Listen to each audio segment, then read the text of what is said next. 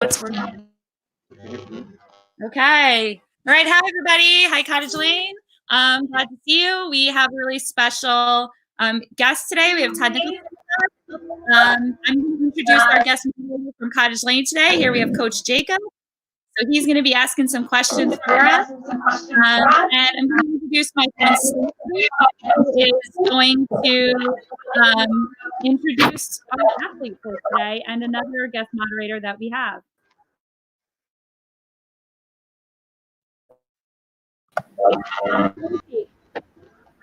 You're on, oh, sorry. I'm hearing a little bit of an echo, Karen, so I'm not quite sure.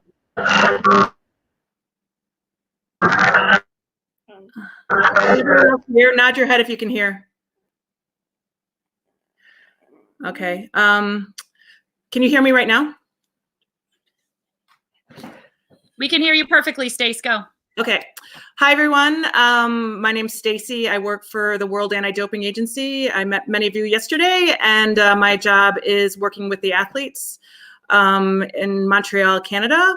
I am really excited to be here today. Not only do we have a guest moderator, which is a colleague of mine and a friend, Tom May. He is the director of NATO and RADA Relations and also program development. And he is here with his two children, Noah and Sophia. Welcome both Noah and Sophia. And we are super excited to introduce Todd Nicholson. Todd has represented Canada for over 22 years. He is a 5-time Paralympian, which is massive. And he's going to be here. He's going to talk to you and inspire you, I'm sure, about the Paralympic movement and about his sport. And he's got his two kids. They're twins, Nate and Gwen. Hi, Nate and Gwen. And they are in Ottawa, Canada, coming in live. So over to you, Todd.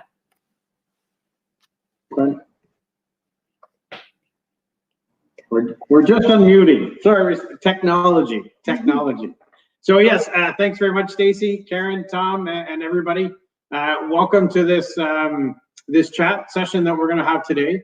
We're going to talk to you a little bit about the Paralympic movement, but the Olympic movement, but the recent decisions that have just happened in Tokyo in 2020 being postponed. Show you a little bit of equipment, and I've also got some special presents to show people and stuff like that. And please feel free to ask any question that you like.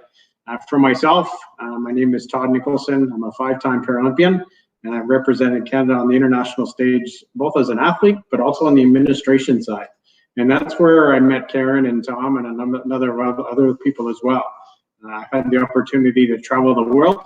You may not be able to tell from the picture that you're seeing now, but the difference with me is, Gwen, can you just put the screen down just a little bit so people can see?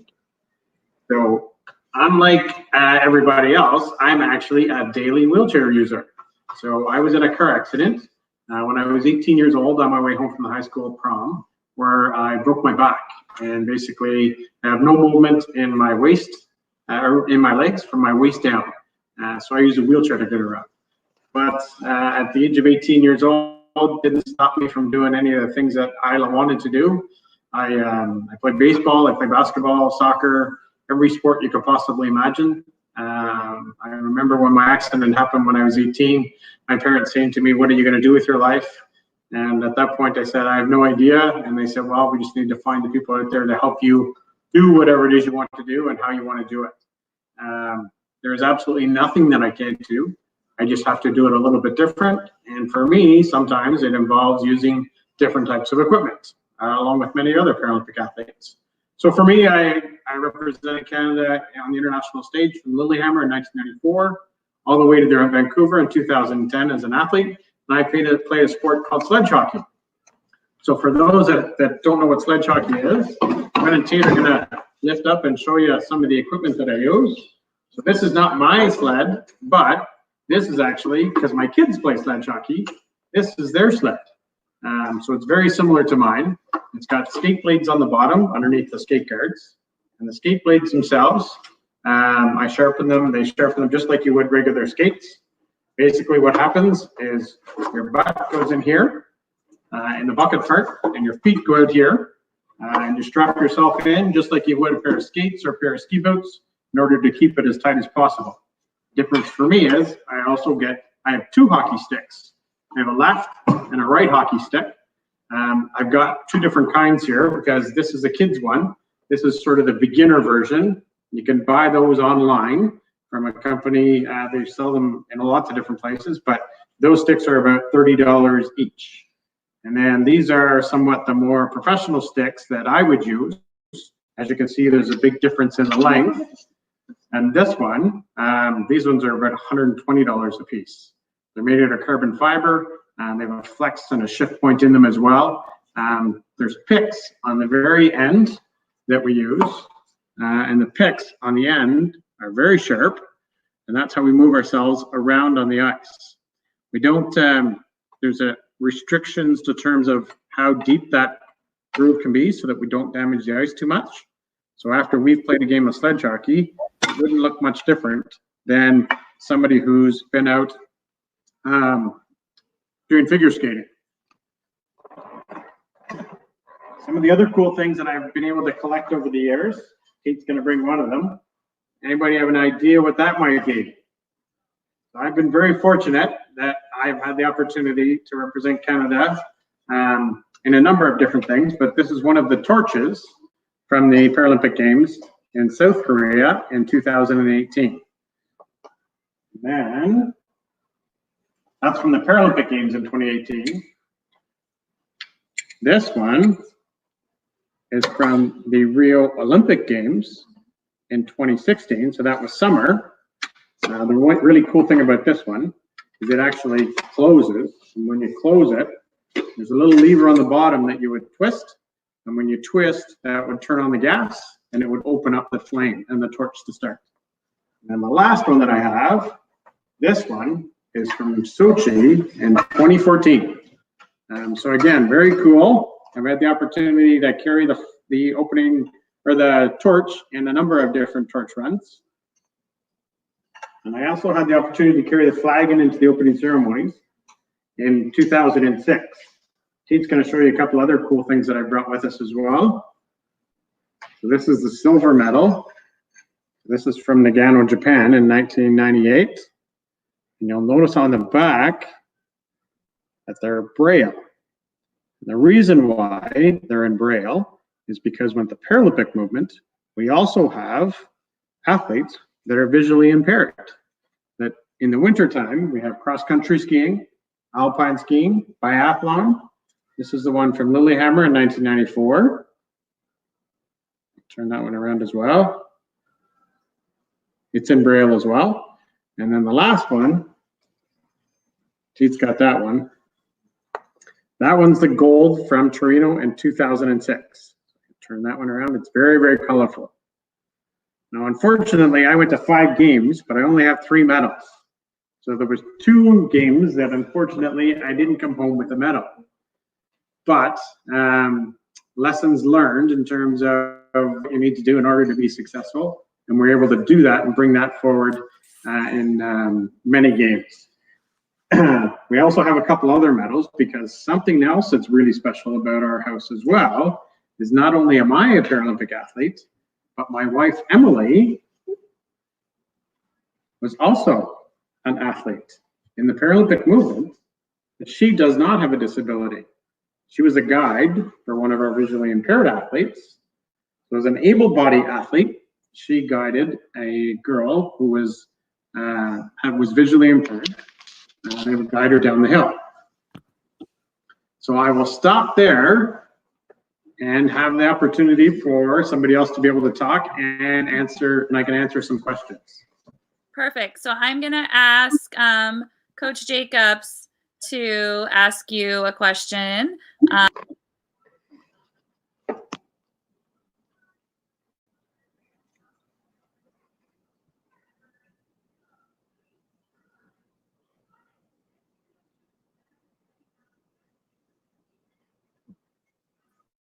I don't know what happened. He disappeared.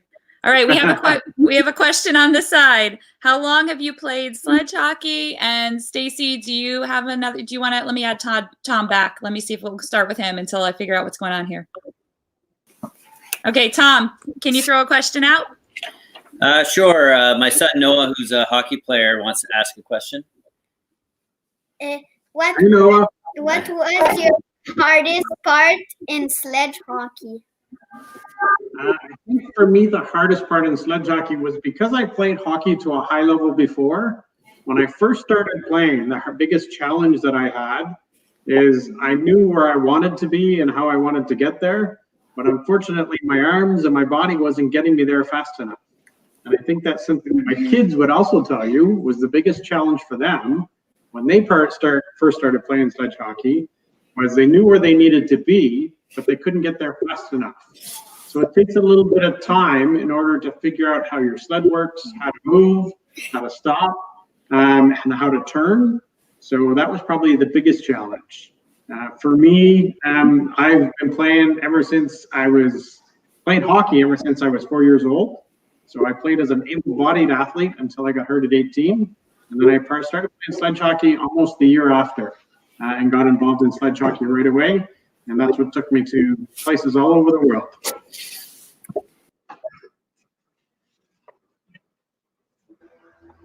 Hey, Todd, it's John Jacobs, PE coach. Hey.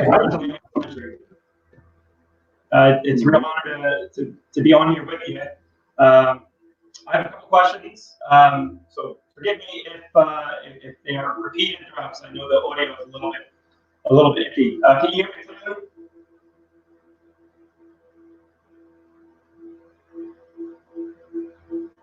Oh, and you're muted.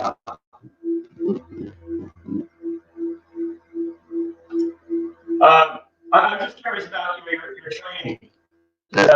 What kind of work you had to put into getting into the sport, and how you had to really maintain a high level. I was wondering if you could just tell us a little bit about what you do to prepare to play. So for me, during my training schedule, at the start of my career, so I competed for 25 years in different sports. I did triathlons, duathlons, marathons, wheelchair basketball, tennis, small tinted skeleton, but hockey is what I did the most of. And for me, my training schedule would involve getting up at 4:30 in the morning. I trained from 4:30 to 6:30, and then I worked full time for Canada Customs. So I would go to work during the day, and then I would come home and train from 5 to 7 at night. But I always rested in the afternoon. In the middle of the afternoon, I always made sure I took a half-hour nap. I literally would go down to my vehicle at work and sleep for half an hour just to give my body the chance to recoup and that sort of stuff, because I was doing so much during the day, both with the training aspect. So for me, a lot of training involved a hand cycle on a roller just to get my endurance up. And then most of my evenings was spent on doing weights and more repetition than massive weight. For me and the sport that I was doing, I didn't need to be big and bulky. I just needed to be fast, have the endurance, and the sprints on and off, similar to what we have with able-body hockey. Because the sport itself of sledge hockey is played very similar to stand-up hockey. It's the exact same rules. For us, everything goes by the skate blades with offsides and everything. The puck, with the hockey sticks that we have, some guys were shooting the puck at anywhere between 80 to Billy Bridges from Summerside, PEI, would shoot the puck at 105 miles an hour. Myself, I'm only shooting the puck around the 70 to 80 mile an hour mark. So. Now, what position did you play? So for the first 12 years of my career, I played defense. And for the last 13 years, I played center. And my two line mates that I had on either side, if you added their ages together, it equaled mine. So when it got to a point where, for me, it was time to retire and give somebody else the opportunity, I had a bet with one of the younger players on the team. And the bet was the day, at the end of every practice, we would race around the ice. And the day that they beat me around the ice is the day I retired. So it took them till Vancouver in 2010 to do it, but I finally hung up the blades and really then got involved in the administration side, which is, again, where I got to meet guys like Stacy and Tom and really see what the whole aspect of, from an athlete's perspective, it's one thing, but there's so much administration that goes on in the background to have all of this stuff work simultaneously so that we can have a lot of things that ensure that the sport is fair. So I have a question on the side here. We have somebody on the side who says they're also in a cruiser and they want to know if it's tricky to drive the cruiser around and control the puck. So I think a cruiser, what they're talking about is that's one of the teams. Yeah, I think the cruisers, it's Peterborough, which is one of the club teams here up in Canada. So it's great. I think, you know, in terms of being able to handle the puck with both your left and your right hand, to be able to push yourselves around on the ice and have the opportunity to be able to do a lot of different things. As athletes, you learn to adapt very quickly, at least you try to. One of the things that you have to realize is when it comes to the Paralympic movement and Paralympic sport, it is elite sport, but that does not limit anybody from playing the games. When you look at the majority of Paralympic sports, they are all fully inclusive. We try to create a structure in such a way that if you're from a large town or a small town, if you're one individual or a whole group of people, that everybody has the opportunity to be able to play together. In order to compete at the Paralympics, you have to have some form of disability. All right. Tom, do you want to throw a question out next, or one from the chat, or one you have?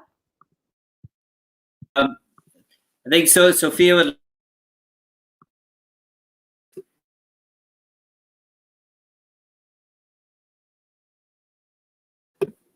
All right. Sorry about that. Sophia would like a chance to ask a question to Todd. What is your favorite memory of your playing career? I love your jersey. Thank you. I've actually got two favorite memories. So the first memory I have is in 1994, my first Paralympic Games, when I skated around the ice and I looked up into the stands and I seen my parents sitting there. These are two people who traveled halfway around the world to watch me playing my first Paralympic Games. And for me, it was an unbelievable honor. It wasn't hard to find them because they were 2 of 6 people in the stands. And then fast forward to Vancouver in 2010, when again I looked up into the stands, and not only did I see my parents sitting there, but I saw my wife, Emily, and my 2 kids, Gwen and Tate, who at the time were 10 months old, and about 75 people from my hometown, all sort of up in the stands. It wasn't hard to find them as well. It's not because there was only 10 people in the stands. It was there was over 10,000 people in the stands at the Games in Vancouver. The Games had evolved. A lot of people really got the opportunity to witness what the Paralympic movement is all about. And it really created that, for me, that energy to want to continue on and do more. I know for me, and a lot of Paralympic athletes and a lot of athletes, people always ask, what is it that drives you to want to do more? I get my energy from other people. So by going to schools and talking to schools and hearing what kids have to say and hopefully encouraging them to go out and try to do something different that they maybe normally wouldn't do, to make sure that everybody gets included in everything that you do. And we try to have a fully inclusive society, whether it's being physically active outside or inside. And for me, sports is what's given me the opportunity to be able to do a lot of things, but sports are not for everybody. So find out whatever it is you're passionate about and push yourselves to get into music and dance and art and whatever that may be. Todd, so I went to clarify that somebody on the side was asking about the cruiser because they are in a wheelchair and they call their wheelchair a cruiser. So that's where that was coming from earlier. So just wanted to clarify that. And Coach Jacobs, do you see any good questions you want to ask from there?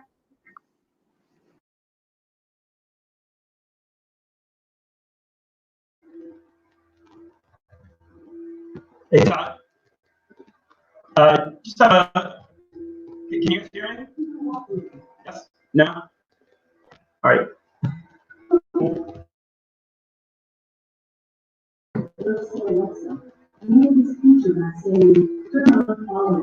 right, Todd, can you give me a thumbs up if you can hear me? Your audio is not great, John, but we can hear you. Just speak clearly. Okay. All right. I'll do the best that I can. We have a bunch of questions from from students. I just have I got a bunch of my own. I saw a video earlier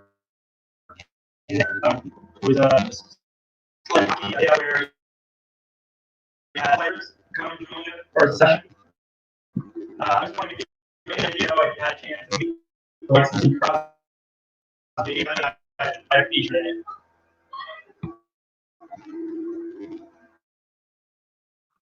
John, we're having a lot of trouble hearing you. Type your question into the thing and I'll read it. Yeah, sorry about that. I didn't get any of that. Type it in and I'll read it. I'm also seeing here somebody asked how many wins you have. That was one. And have you ever played goalie? And do you have to do line changes more often because of your arms getting tired? Somebody asked. All right, so lots of questions there. So line changes for us, depending on whether the rink is accessible, we'll either sit on the ice area, or if there's ice or the plexiglass in the boards area, then we'll do some line changes that way. We don't tend to, our shifts tend to be the same, if anything, maybe a little bit longer. The plexiglass is usually on the side, so that when you're in the bench areas, you can actually see the field of play or see the ice. What was some of the other questions they had there, guys? Have you ever played goalie? No, I haven't played goalie. I'm not crazy enough for that. For the shot that those guys have taken. Majority of goals for us are we try to score just over the goalie's ears. So they get a lot of shots in the head, fortunately, and it's one of those things that you try to do as much as you can. How many wins do I have? Unfortunately, I have been playing way too long to remember how many wins I've had. I know I've got 19 World Championships, 3 medals from Paralympic Games, 2 fourth-place finishes. In terms of number of goals, number of assists, it was before we started keeping track of goals and assists. So I know for me, the biggest thing was I always enjoyed it. And that's when I knew it was time to retire as well. It was getting to a point where I wasn't enjoying it as much anymore. All right. Anybody else here have any questions for Todd? On the side about golf. So yeah, there was a question on the side that I seen going up about golf. So yes, I do golf as well. I golf from my chair and I use regular clubs. My chair is a little bit different in that the chair that I would use for golf, the wheels are a little bit bigger on the front and on the back. I move myself to the front of my chair and I put my feet on the floor, my ground, and I swing with one arm. And I can drive the ball about 275 yards.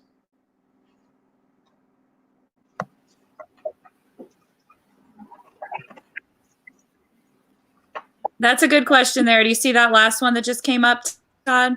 In terms of who are my other para-athletes that I look up to, I think one for me that I don't know whether I can thank him for getting me involved in the administration side of things, but one guy that I looked up to my whole career was a gentleman, and he was our chef de mission in 1998, and his name is Patrick Jarvis.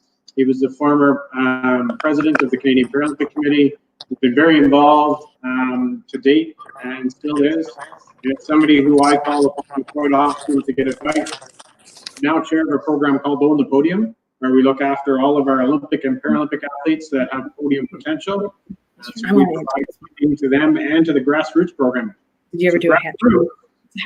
Are athletes like yourselves who are up and coming within sports and trying to get yourselves into in a very competitive stream of sport.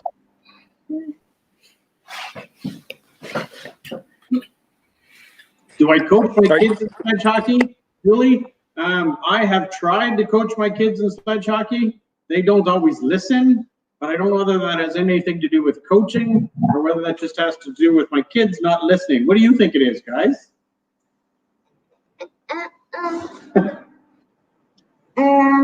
Not listening.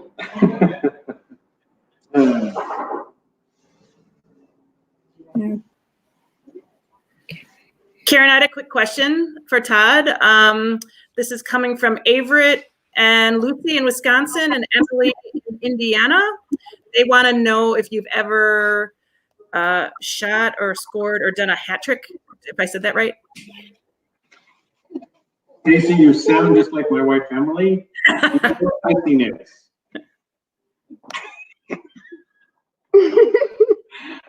Yes, I have recorded hat tricks.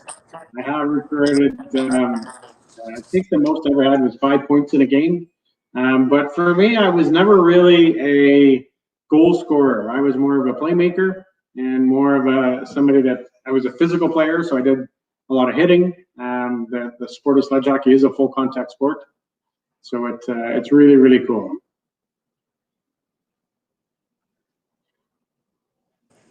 Let's Hey, see.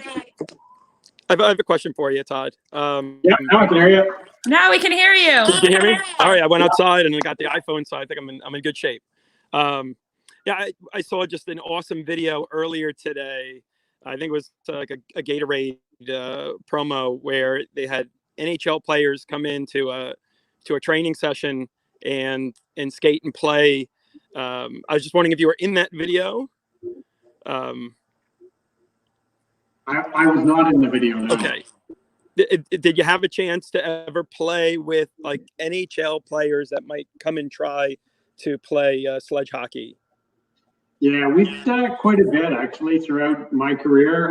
Either for a couple of things. One, the biggest one is awareness. So not only for NHL players, but also for people who want to have the opportunity to try something different. So it really gives them an idea of how difficult the sport can be, but at the same time, it also provides that opportunity to really give somebody a feeling of what it is like being in a chair, being in a sled, doing something that's maybe a little bit different than what they're normally accustomed to.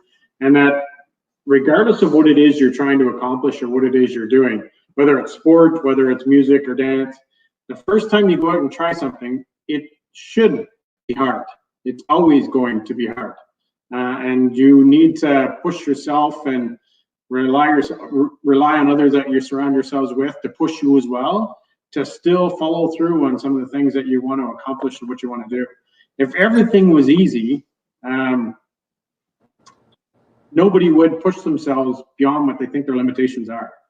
So I strongly encourage everybody who's watching to really find the passion in whatever it is that you want to do. And again, whether it's sport or whatever it may be, but just be physically active. All right, and I have a question from one of our students. This is from Evan Dumpy, who's a young rising hockey star. He wanted to know your speed, your fastest time getting around the rink. To be honest, I don't remember what my times were going around the ice. Yeah, it was a while ago that we used to record all of that. I want to say 21 seconds. Okay, wow. Okay, so I think we're gonna start wrapping up with our time. But Stacey, before we leave, I know, did you want to close out and I think maybe share a little bit, because I know Todd mentioned that when he stopped playing hockey on the team, that he really started to meet you guys and learn a little bit more about the back end of sport and what you guys do. So I know Tom had a couple things to share about that. Do you want to close out that way?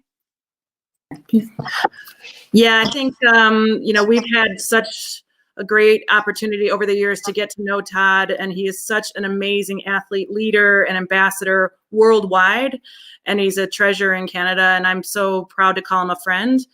And my colleague, Tom May, he's got a really interesting job as it relates to anti-doping, and I thought perhaps just to close up, we're lucky to have him on the call with his kids. Maybe he could just give a little bit of synopsis of what his role is in the world of sport and keeping sport clean. Tom May.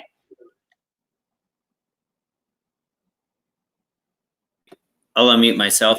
Thank you, Stacey. It's truly an honor to be participating in this discussion today.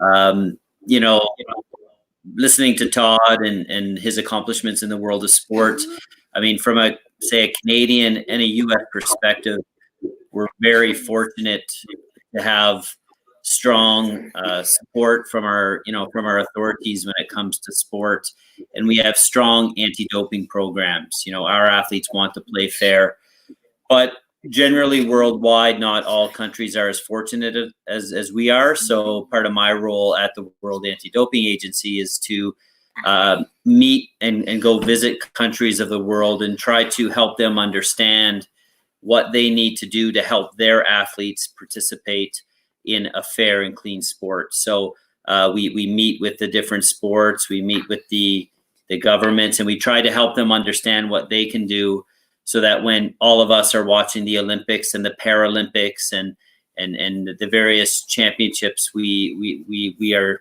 we're confident that all the athletes there are really playing fair, and as Wada says, they're playing true. So thanks, Todd, for your commitment to that and your commitment to promoting sport. And I think we can all learn from your words and your inspiration on how you've moved forward in the world of sport. Thanks very much. Thank you, everybody. Thank you, Todd, so much. And thanks, everybody, for joining us in today. We got some really good questions. Thanks, Todd. Thanks, Coach Jacobs, for being here, and everybody. Thank you, everybody. Thank you. Todd. Bye. Hi, Todd. Bye, guys. Bye. Thank you. Bye.